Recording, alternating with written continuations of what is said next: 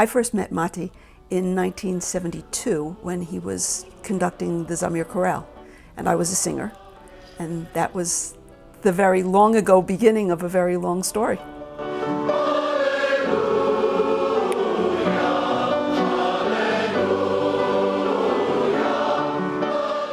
Camp Ramah was really the start of my great love affair with Jewish music and Israeli music.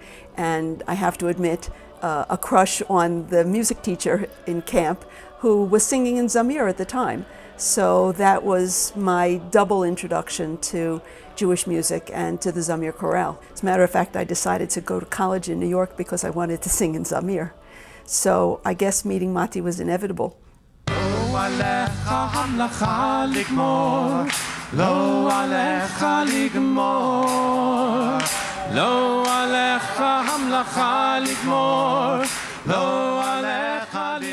Jewish choral music's in my bones. I was a choral singer in high school. I grew up in a synagogue and sang in the choir every Shabbat morning. Through college, I sang in an a cappella group and formed a Jewish a cappella group. And then after I finished rabbinical school and got married, I was looking for a way to exercise my love of Jewish choral music. When Matti announced that the first choral festival, or a choral festival, was going to take place at the Concord, I said, I have to be there. First of all, I'd never been to the Concord. Secondly, I loved singing with large groups. I loved singing choral music. And professionally, part of my rabbinate with the Union for Reform Judaism was organizing the Commission on Synagogue Music. Part of our goal was to promulgate Jewish choral singing and four-part choral singing in the synagogue world. So I said, this is perfect. It brings all the pieces of my world together.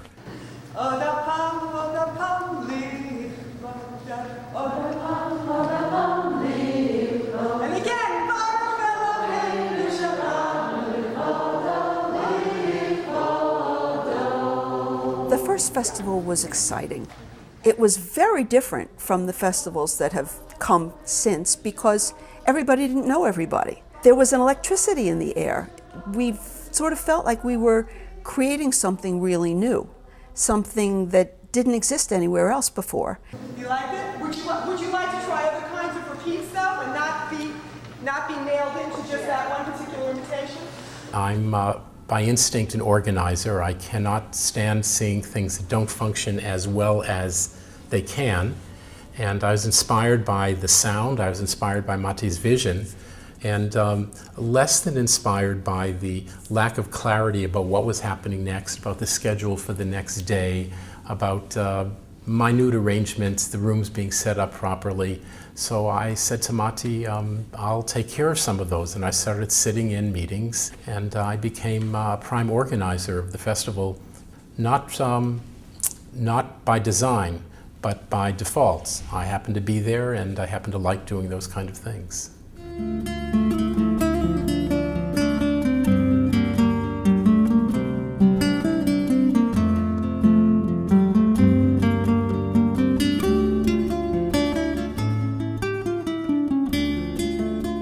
The Choral Festival has closed a number of hotels.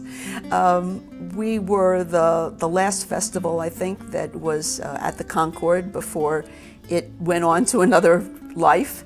And we were at the Nevele for a while. We grew beyond the Nevele. We incorporated ourselves into the Falls View. Each hotel had this unique, strange piece. Think about the Concord with all of its Greek names, the Doric Room, the Ionic Room. Their sense they're part of some fantasy world of Jews living in Greece. We did our sings every morning in an outdoor ice skating rink overlooking the mountains. This is where the Jews created their brigadoons every year for people who went to the mountains, and we were doing the same for a musical community. You know, first the Concord leaked, and then the Nevele leaked. All of the hotels that we've been at have been not in their prime moments, but we've raised the level of the hotel by bringing the Choral Festival to it. The last morning of one of our festivals at the Nevele, and we came in and there was a bathtub in the big performance room that had fallen through the ceiling from the floor above. One of my most fond memories is of our bar mitzvah celebration. And of course, a highlight of every festival is the singing of the Lewandowski Hallelujah. Well, as part of our bar mitzvah celebration, we had everyone sing the Lewandowski Hallelujah, but with kazoos. It's like Donald Duck sings Hallelujah and other great hits. I think it was our first summer at the Hudson Valley, and there was a blackout. We were in the middle, fortunately it was already a late night presentation, and we were all together in the Manhattan Theater, and the lights went out completely and totally. The lights went out, the microphones were obviously off, the air conditioning was off, and people pulled out guitars, and we sat around in the lobby and we sang and we sang and we sang. My most touching memories are of the Staircase Sings, which we started at the Concord just on a whim.